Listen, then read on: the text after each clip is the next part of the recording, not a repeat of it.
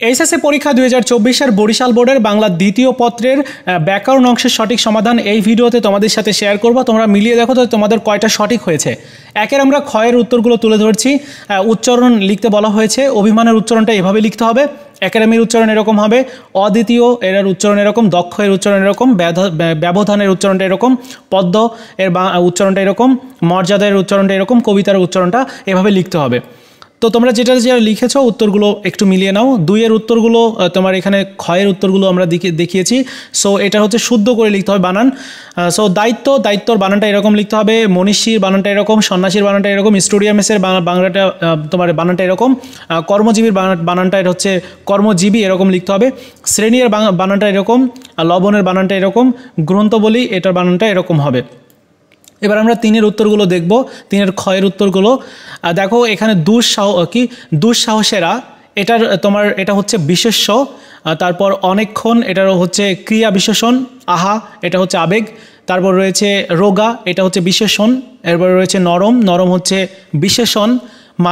মানুষ ধর্ম এটা হচ্ছে বিশেষ্য। বেশ এটা হচ্ছে আবেগ। এবং সর্বশেষ হচ্ছে জানলে এটা হচ্ছে অসমাপিকা ক্রিয়া। এবার চারের উত্তরগুলো আমরা দেখব। চারের উত্তর হচ্ছে সমাস নির্ণয় করতে বলা হয়েছে ব্যাস বাক্য সহ। রাজভয় ষষ্ঠী তৎপুরুষ সমাস, রাজার ভয় তোমার ব্যাস বাক্য। বিষাদ সিন্ধু হচ্ছে রূপক কর্মধারয় সমাস। বিষাদের রূপ সিন্ধু, পথে ঘাটে এটা হচ্ছে দ্বন্দ্ব সমাস, তার পথে ও ঘাটে হচ্ছে ব্যাস বাক্য। যুগান্তরের নিত্য সমাস। এরকমভাবে প্রত্যেকটি দেওয়া হয়েছে, তোমরা মিলিয়ে নিবে, যেহেতু বলতে গেলে অনেক টাইম লাগবে। পাঁচের উত্তরগুলো আমরা যদি দেখি, অস্থিবাচক করতে বলা হয়েছে মানুষ মরণশীল। মানুষ অমর নয়, এটার অস্থিবাচক করতে বলা হয়েছে, তো মানুষ মরণশীল এটার উত্তর হবে। পরেরটা জটিল করতে বলা হয়েছে, উত্তরটা এরকম হবে, যখন জাহাজ ছেড়ে দিল তখন আমরা বিছানা করে শুয়ে পড়লাম। এরপরটা সরল করতে বলা হয়েছে, ফল পাওয়ার জন্য পরিশ্রম করতে হয়। পরেরটা হচ্ছে বিস্ময়সূচক করতে বলা হয়েছে, এটি ভারী লজ্জার কথা। এরকম প্রত্যেকটি দেওয়া হয়েছে, দেখে নেবে। ছয়ের উত্তরগুলো আমরা দেখব। এখানে তোমার বাক্য শুদ্ধ করে লিখতে হবে। আমি সাক্ষী দিব এটার শুদ্ধ বাক্যটা এরকম, আমি সাক্ষী দিব না, আমি সাক্ষী দিব না। এটা শুদ্ধ বাক্যটা এরকম, আমি সাক্ষ্য দিব না। পরেরটা হচ্ছে বিদ্বানকে সকলকে শ্রদ্ধা করে। এটার শুদ্ধ তোমার বাক্যটা এরকম, বিদ্বানকে সকলকে শ্রদ্ধা করে, মানে বিদ্বানের বানানটা ভুল ছিল। এরপরে হচ্ছে বাড়িটা তারা দখল করেছে, বাড়িটা তারা দখল করেছে। এরকমভাবে প্রত্যেকটির উত্তর হবে, তোমরা মিলিয়ে দেখবে।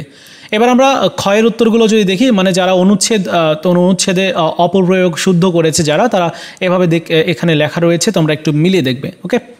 পারিভাষিকগুলোর মধ্যে রয়েছে একাডেমি হচ্ছে শিক্ষায়তন, রয়েছে বুকলেট পুস্তিকা, ক্যাপিটাল পুঁজি, তারপর ফার্স এটা হচ্ছে প্রহসন, তারপর রয়েছে ডেল্টা, তারপর উরবান, এগুলো রয়েছে। সো তোমরা একটু দেখে নিবে, কেমন? তো এই ছিল বরিশাল বোর্ডের তোমার ব্যাকরণ অংশের সমাধান।